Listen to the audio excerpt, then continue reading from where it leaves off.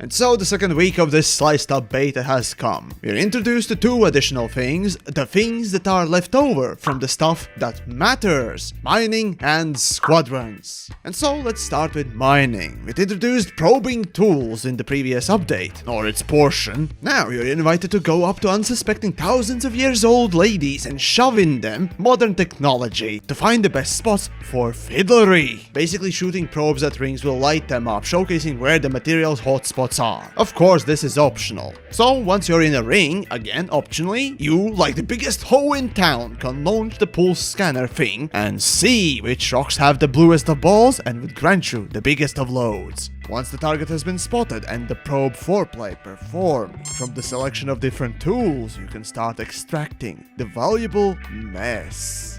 Right, a few months ago, developers did reveal this fact in focused feedback thread. So if these new tools are news to you, you must have only recently come back. Aside from the existing mining laser, we get a mini prick, which is good for scraping off the crusted old material load. Then there's the entry prick that digs into the asteroid, explodes, and then makes the asteroid fart out some more load. And finally, the BBC of the mining tools that will make the asteroid scream for mercy as you tear it apart like a Targoid in a mating season. On top of that, asteroids now will have more detailed models, but that was introduced already at the start of the beta. What matters now is profit. See, mining and trading are only done for profit. Well, in real life. No one just likes to sit there and dig a hole, let alone let children work in said hole. Right, Britain? Though in a game, sure, there is a spectacle of it, but soon we all get bored of it, unless there is profit within it. So because mining gets extra tools, it also means that there will be extra effort put in it,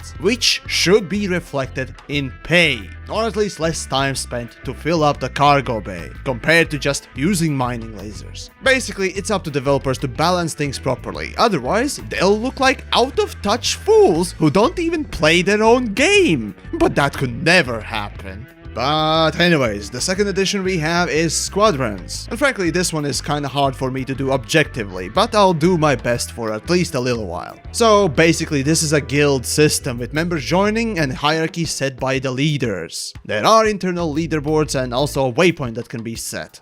What is the point of the squadrons, you may ask? Well, to me, it's always been about bringing people together. But if you ignore that selling point that I personally like, then for now, there's not much else offered by squadrons. Oh, and you'll also have to pay some sort of amount of credits to open a guild. And it will only hold 500 members. And you can only join one guild.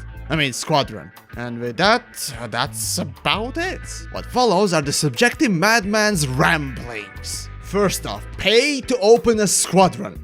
Why? What's the point? One person says, so they don't spam the game? Okay, so tell me, are we living in 1990s again where memory space is precious? Also spamming how? While some other person yells, it makes the squadron creation precious and unique. Okay, well this one I can see somehow. But how about this? Let's say there's a player. He just started playing the game and really doesn't care to get money and all that stuff. He just plays around and maybe finds a friend, decides to make a guild, and over time the band of friends grows bigger and bigger until a point that it becomes the biggest thing out there. Everyone knows everyone, and well, guess what? It all started because it was allowed for even just a random dude to pick up a friend and start creating something unique. So just think about it for a second. Oh, and here's my story. I come from PlanetSide 2, where I was a part of FVK, that later was named KOTV Outfit, which for a while was the biggest outfit in the whole game. Yet I managed to join them back when they just started out. And I have seen this happen. The big growth and the whole band of friends just coming together and playing. And basically being denied that for anyone is why I despise this idea of locking out by asking some sort of amount of money for it.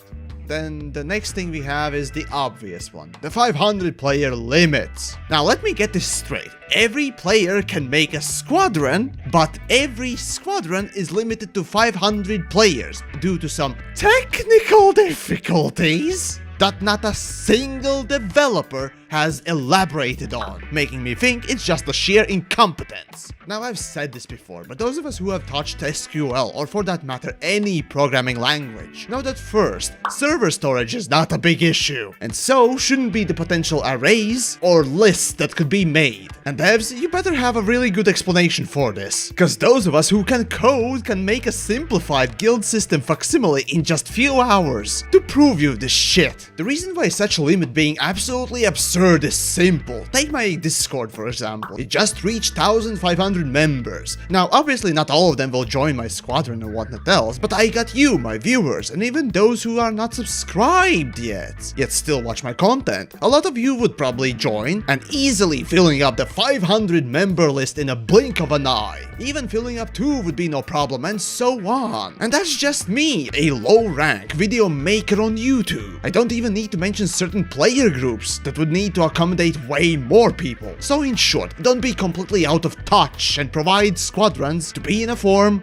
that would not completely fail what you set out to do, because this in my mind is the make or break aspect. As for multi-squadron joining, yeah, coming from plan side with only one outfit per player character, it seems reasonable here. But when you look a little bit wider at the rest of the industry, they've been using multi-guild systems for ages. So unless Elite wants to really look, senile, you have to learn from others. And there we go, rant over.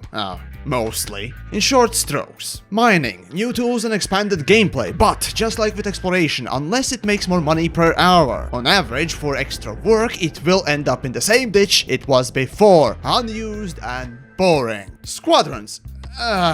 Just don't fuck it up. You're already heading that way, but there is time to change the course. To me, this is probably the most important addition to the game for its longevity. So there you go. Let me know what you think of these changes. What would you change, or what is already good? Oh, and if you did try the beta already, what is your feedback on the things that you already tried so far? Leave it all down below. Though I'm not promising that developers will read anything. I mean, I'm still quite suspicious of them just outright ignoring me. But who knows? At least I got you.